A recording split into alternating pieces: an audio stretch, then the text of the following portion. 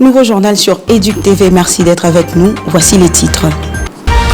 L'intersyndicale des syndicats des enseignants de l'éducation nationale et nouvelle citoyenneté annonce un moratoire de grève au gouvernement congolais pour non-respect des accords d'Ebibois qu'il qualifie des manques de volonté.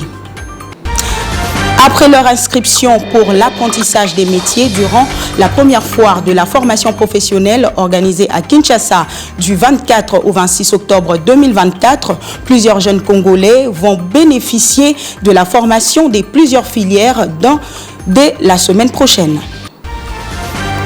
Et puis, le 21 janvier de chaque année est consacré au câlin. Cette journée est un concept américain qui consiste à nous rappeler à quel point le câlin est indispensable au moral et même à la vie.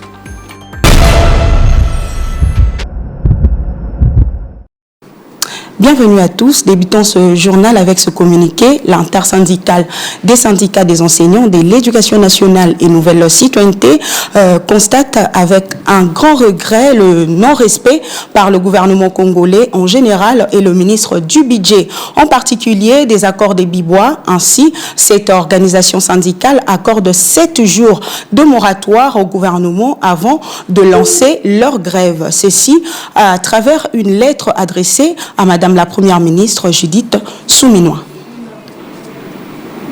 Et puis, le ministère de l'Éducation nationale et nouvelle citoyenneté a organisé un atelier autour du plan d'action opérationnel sensible au genre. Durant 5 jours, les acteurs éducatifs du service centraux seront outillés afin d'intégrer l'aspect genre pour ainsi promouvoir le leadership féminin. Jordi Kengawe nous en dit plus. Le leadership, un concept qui attire et inspire plusieurs jeunes, mais nombreux manquent les informations nécessaires sur les étapes à franchir pour atteindre à cet idéal. C'est dans cette optique que la Fondation Femmes Sublimées a organisé un Women Networking, un cadre qui a permis de mettre les jeunes face aux femmes leaders qui sont aujourd'hui des modèles de la réussite dans différents domaines de la vie, question d'outiller ces futurs cadres du pays sur des rudiments nécessaires pour être un bon leader. Il était important pour nous de faire cette conférence en ce début d'année surtout, afin de permettre aux jeunes de se préparer, afin de permettre aux jeunes surtout d'être sur le même piédestal, de décoller en même temps, et surtout que nous avons fait l'équivalence entre les deux tranches d'âge. Nous avons pris une première génération et une deuxième génération qui a pu assurer le déroulement de cette conférence. Ce moment a permis aux panélistes de corriger cette mauvaise manière de croire que seule la politique est la voie idéale pour devenir leader. C'est bien dommage que les gens pensent que c'est la politique en fait qui rend riche, parce que sous d'autres cieux, c'est plutôt l'entrepreneuriat. Voilà, c'est des entrepreneurs qui sont des millionnaires ailleurs, mais ici en fait les jeunes ont tendance à penser que c'est la politique. Il y a un mauvais fonctionnement, un dysfonctionnement dans la chaîne des choses, dans la réalisation des choses, et ça c'est bien dommage. Leader et modèle des réussites dans le domaine de l'armée, colonel Nénette Moukembe a saisi la balle au bon pour inviter tous ces jeunes à rejoindre l'armée, un métier noble qui fabrique aussi des bons leaders. La jeunesse venait massivement intégrer l'armée. Il y a toutes les filières. Il ne faut pas dire seulement, coordonnées, même les coordonnées, mais nos bouts sont confectionnés ici. Donc on a besoin de ton expertise, on a besoin des menuisiers qui nous fabriquent des chaises, qui nous fabriquent des cercueils, qui nous fabriquent donc tout ce qui est utile à l'homme.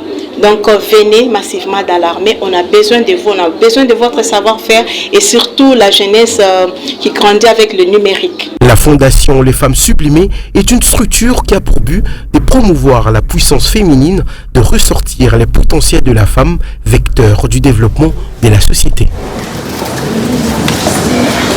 Et dans le Congo central 1, Salomé Boroto, prophète de cette province éducationnelle, a présenté le 15 membres du comité provincial au cours d'une réunion tenue à l'inspection provinciale en présence des représentants du ministère provincial de l'éducation. La mission de ces comités a été bien indiquée par rapport à la loi. Regardez. Ils ont pour mission de traiter des problèmes d'ordre pédagogique, administratif et financier et patrimonial spécifiques de la province éducationnelle Congo Central 1.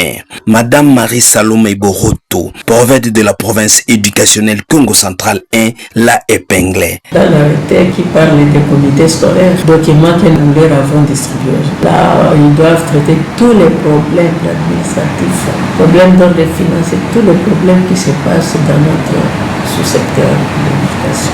Donc, au lieu que, par exemple, je vois le cas des syndicalistes, aille parler de n'importe quoi en dehors de l'EPST, le cadre le mieux indiqué, c'est ce comité provincial, parce qu'ils sont représentés par un membre. Donc, le comité provincial, c'est un grand cadre. L'inspecteur principal provincial IPP, Jean-Pierre Kokumbo, avait fait la dénomination de tous ses membres. Au niveau de la direction provinciale, ministre provincial en charge de l'éducation membre, directeur de la province éducationnelle, président, inspecteur principal provincial membre, directeur provincial CECOP membre, délégué des syndicats des enseignants de l'IPST membres, représentant des associations des parents d'élèves membres, représentant des associations des promoteurs des établissements privés agréés d'enseignement membres, coordinateurs provinciaux des établissements publics d'enseignement conventionnés, dont un est vice-président, représentant de la société civile locale membres, représentant des organisations non gouvernementales ou éducatives membres, personnes ressources membres, représentants des partenaires techniques et financiers membres, leaders communautaires membres, représentants des entreprises publiques locales membres, représentants des entreprises privées locales membres. Après la validation des mandats des membres, il a été précisé que les rencontre ce mardi 21 janvier au lycée Motema-Mpiko entre le sous-prophète Gilles Kankou et les chefs d'établissement scolaire. Gilles Kankou leur a rappelé les instructions de la hiérarchie pour le bon fonctionnement des activités scolaires. Face aux chefs d'établissement des écoles maternelles, primaires et secondaires, tant publics et privés, le sous-prophète des Kasavubu, Jude Nkaka et Solumbu leur a rappelé les instructions de la hiérarchie pour une bonne exécution du travail.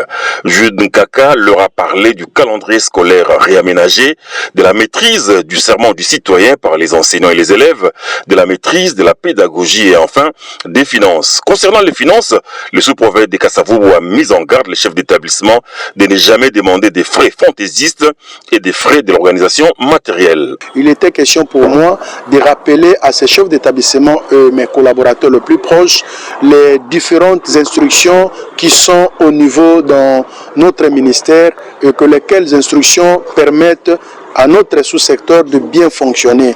Entre autres, c'était le respect du calendrier scolaire où il y avait la présence du calendrier réaménagé et que la majorité sont en train de prêter donc la confusion et que je voulais éclairer leur lanterne par rapport à ces deux calendriers dont un concerne toutes les écoles qui avaient ouvert les portes le 4 septembre 2024 et l'autre concerne les écoles qui avaient ouvert le 21 octobre 2024, les écoles qui étaient en grève. Et c'est la raison pour laquelle j'étais dans l'obligation de les expliquer par rapport à ces deux calendriers et de leur dire que ce calendrier est opposable à tous en ce qui concerne toutes les épreuves certificatives. J'ai cité pour les rappeler en ce qui concerne le paiement de Minerval, le paiement de bulletins et aussi les préparations des examens pour éviter les actes d'antivaleur concernant les frais qui ne sont pas autorisés dans les arrêtés et les procès-verbaux des assemblées générales. Les chefs d'établissement se sont dit satisfaits de ces rappels faits par le sous-prophète de Kasavubu, rappel qui leur permettra d'accomplir un bon travail. Dans l'image, vos installations donnent les images. À la formation professionnelle, après leur inscription pour l'apprentissage des métiers durant la première foire de la formation professionnelle organisée à Kinshasa du 24 au 26 octobre 2024, plusieurs jeunes Congolais vont enfin bénéficier de la formation dans plusieurs filières dès la semaine du lundi 27 janvier 2025. Le sujet a fait l'objet d'un échange lundi dernier entre le ministre de la formation professionnelle et quelques responsables de différents centres et établissements qui avaient signé un partenariat avec le ministère durant la foire. Suivez. Après leur souscription à la formation professionnelle pour l'apprentissage des métiers durant la première foire de la formation professionnelle organisée à Kinshasa du 24 au 26 octobre 2024, plusieurs jeunes Congolais vont bénéficier de formations dans plusieurs filières dès la semaine du lundi 27 janvier 2024. Le sujet a fait l'objet d'un échange le lundi 20 janvier entre le ministre de la Formation professionnelle et quelques responsables des différents centres et établissements de formation professionnelle qui avaient signé un partenariat avec le ministère durant la foire. La démarche s'inscrit dans l'élan des réformes que Maître Marc Ekila a mis en place depuis son avènement à la tête du ministère de la Formation professionnelle. Pour l'année 2025, le ministre met le bouchée double. Ainsi, dans une approche de dialogue et d'implication de tous les partenaires de son ministère, s'inscrivant toujours dans la vision du chef de l'État, Félix-Antoine Tshisekedi Tshilombo, il a présidé cette séance de travail en vue de discuter de la mise en œuvre d'une série de formations en faveur des jeunes Congolais, près de 6 000 qui s'étaient inscrits lors de cette foire à des formations pour apprendre des métiers. Vous avez suivi le compte rendu de la deuxième réunion extraordinaire du Conseil des ministres. Le chef nous a demandé de travailler. Heureusement que nous travaillons par anticipation. Ses partenaires s'y sont non seulement réjouis de l'aboutissement de cette démarche, mais aussi ont réitéré leur engagement de continuer à travailler en collaboration avec le ministère et à accueillir plusieurs candidats en fonction des filières organisées, dont celles liées à l'aéronautique, au numérique, à la visiosurveillance, ainsi de sapeurs-pompiers dans la lutte contre les incendies. Nous allons former 200 personnes pendant 3 mois, mais ça sera en 2 shifts. Nous voulons travailler la main dans la main avec le ministère, spécifiquement dans le volet RSE, avec notre programme Orange Digital Center, pour accompagner effectivement à cette formation professionnelle. Ces partenaires vont rester en collaboration avec le ministère, notamment dans les cadres de formation en ambulatoire. Nouvelle initiative de Maître Marc Ekila pour pallier le déficit en quantité de centres viables. Au ministère des Ressources hydrauliques et de l'électricité, le ministre Teddy Luamba a reçu ce mardi 21 janvier 2025 une délégation de la Banque mondiale. Au cœur des échanges, l'évaluation des projets en cours financés par la Banque mondiale et la définition des nouvelles perspectives pour améliorer l'accès à l'eau potable en République démocratique du Congo. Patrick Ndolo, spécialiste principal en eau à la Banque mondiale, a souligné l'importance de cette rencontre pour faire le point sur le portefeuille de projets et discuter de priorités du gouvernement congolais. On a eu une réunion très intéressante, très enrichissante avec son Excellence qui nous a donné également présenté ses priorités, les priorités du gouvernement, les assignements du gouvernement et on a discuté comment on peut les intégrer dans les projets en cours ainsi que dans les projets futurs. Les deux parties ont convenu d'une collaboration étroite pour intégrer ces priorités dans le projet en cours et futur. Parmi les avancées notables, on peut citer les projets Kinelinda à Kinshasa qui devraient bientôt livrer au 3e module 2 zones et étendre les réseaux d'eau dans l'ouest de la capitale. La concrétisation est déjà en marche. Je pense que vous avez aujourd'hui les projets Kinelinda qui interviennent sur Kinshasa. Vous avez les projets Agré qui vont bientôt commencer cette année civile, les travaux sur le réseau de Kananga et de Goma Ouest. Donc vous avez le PASEA également qui va commencer cette année. Donc il y a vraiment la concrétisation qui arrive et il y a des futurs engagements que nous continuons de discuter avec son Excellence pour le compte du gouvernement. Par ailleurs, le projet agréé visant à améliorer la gouvernance et les réformes dans le secteur d'électricité et de l'eau devrait lancer cette année le travaux sur les réseaux de Kananga et Goma l'Ouest. Enfin, les projets PASEA, dotés d'un financement de 400 millions de dollars, permettra d'étendre l'accès à l'eau potable de plus de 3 millions de personnes dans 4 provinces du centre du pays. Cette rencontre témoigne de la volonté commune de la Banque mondiale et le gouvernement. Cette rencontre témoigne de la volonté commune de la Banque mondiale et du gouvernement congolais d'accélérer la mise en œuvre de projets d'eau et d'assainissement. Les perspectives sont encourageantes, avec de nombreux projets en cours de réalisation ou de lancement, offrant ainsi à la population congolaise un meilleur accès à un bien essentiel. Autre chose, 21 janvier 1986, 21 janvier 2025, 39 ans jour pour jour depuis l'instauration de la Journée internationale des câlins par le révérend Kevin Zaborney. Cette journée est un concept américain qui consiste à nous rappeler à quel point les câlins sont indispensables au moral et même à la vie. Christine Chibuka et Bénédicte Ntoya nous en dit plus.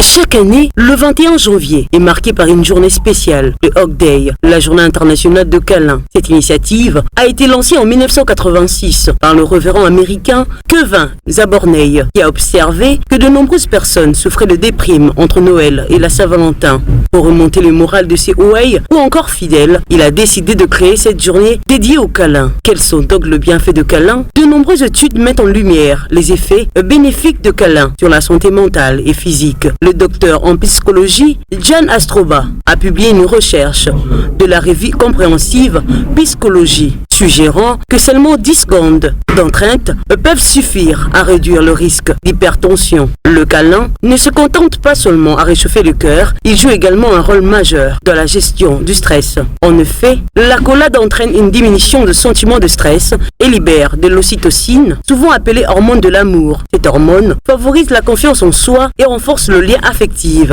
Une invitation à la tendresse. La journée internationale de câlin est une occasion idéale pour encourager le membre de la famille, les amis, à s'y prendre dans le bras, ne serait-ce que quelques secondes. Dans un monde où le stress et l'isolement peuvent parfois dominer, un simple câlin peut faire toute la différence. Alors, ce 21 janvier, n'oubliez pas d'atteindre ceux qui vous sont chers, de partager un moment de tendresse. Célébrons ensemble cette belle tradition et rappelons-nous que parfois, un câlin est tout ce dont nous avons besoin pour nous sentir mieux. Voilà qui met fin à ce journal. Merci à vous de l'avoir suivi.